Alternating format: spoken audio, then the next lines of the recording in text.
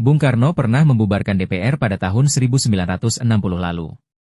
Pembubaran itu berawal dari lahirnya dekret Presiden bertanggal 5 Juli 1959 di mana salah satu isinya adalah pembubaran konstitusi. Lalu kenapa Bung Karno membubarkan DPR? Dalam konteks era sekarang, bisakah DPR dibubarkan?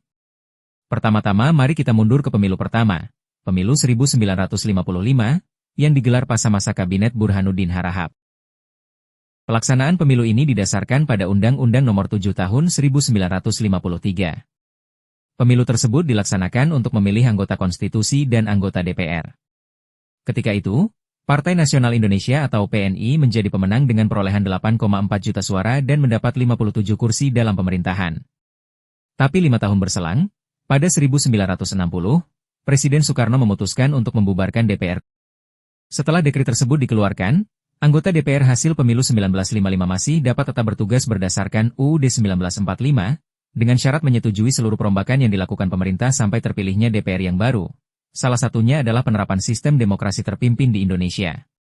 Sepanjang 1959 hingga 1966, banyak ketentuan dalam UUD 1945 yang belum dilaksanakan secara murni dan konsekuen. Bung Karno sebagai pemimpin besar revolusi kemudian menghendaki penghapusan sistem multipartai dengan menghapuskan Partai Masyumi.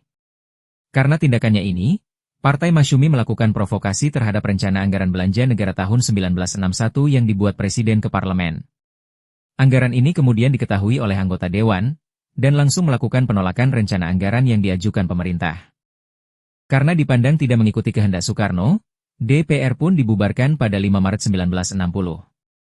Sesuai dengan Perpres Nomor 3 Tahun 1960, Soekarno membubarkan DPR dengan alasan, DPR hasil pemilu 1955 tidak dapat membantu pemerintah, tidak sesuai dengan UUD 1945, demokrasi terpimpin, dan tujuan politik. Setelah DPR dibubarkan, melalui penetapan Presiden Nomor 4 Tahun 1960, dibentuklah Dewan Perwakilan Gotong Royong atau DPRGR. Meski demikian, dibentuknya DPRGR sejatinya bertentangan dengan UUD 1945 karena 1. Menurut Pasal 23 Ayat 1 UUD 1945 yang berbunyi, anggaran pendapatan dan belanja ditetapkan tiap-tiap tahun dengan undang-undang. Apabila Dewan Perwakilan Rakyat tidak menyetujui anggaran yang diusulkan pemerintah, maka pemerintah menjalankan anggaran tahun yang lalu. 2. Menurut penjelasan UUD 1945, terdapat ketentuan bahwa Dewan Perwakilan Rakyat tidak bisa dibubarkan oleh Presiden karena kedudukan Dewan Perwakilan Rakyat adalah kuat. Tak hanya itu, selain bertentangan dengan UUD 1945, DPRGR juga memiliki kelemahan di bidang legislatif. DPRGR kurang sekali dalam memakai hak inisiatifnya untuk mengajukan rancangan undang-undang.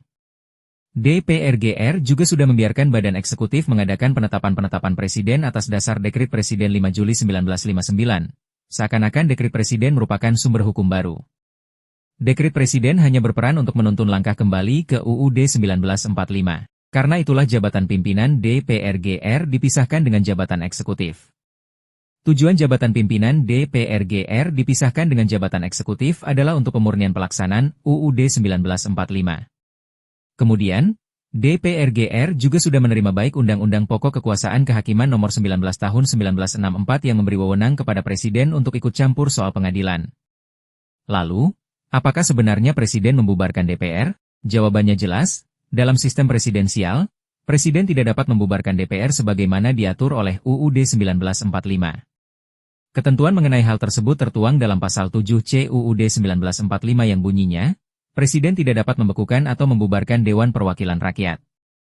Tak hanya itu, menurut konstitusi, kedudukan Presiden dan DPR adalah sejajar sebagai lembaga negara.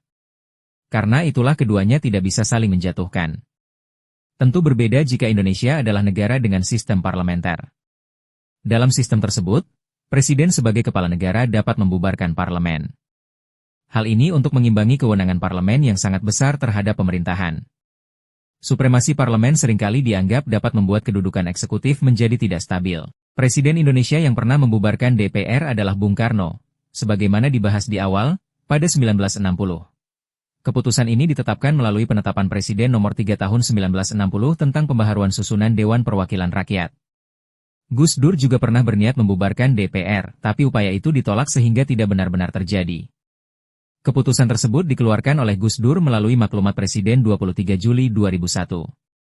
Dalam maklumat ini, Gus Dur membekukan DPR dan MPR atau Majelis Permusyawaratan Rakyat. Selain itu, isi dari maklumat tersebut, yakni pengembalian kedaulatan ke tangan rakyat dan pembekuan Golkar, pembekuan DPR dan MPR menjadi salah satu poin yang paling menyita perhatian publik. Ini dikarenakan konflik antara Gus Dur dan DPR-MPR yang semakin menguat akibat beberapa kebijakan Gus Dur yang kontroversial dan melanggar ketentuan. Namun, maklumat tersebut dinyatakan tidak sah. Beberapa jam setelah maklumat dikeluarkan, MPR pun menggelar sidang istimewa dan melengsarkan Gus Dur dari jabatannya. 10.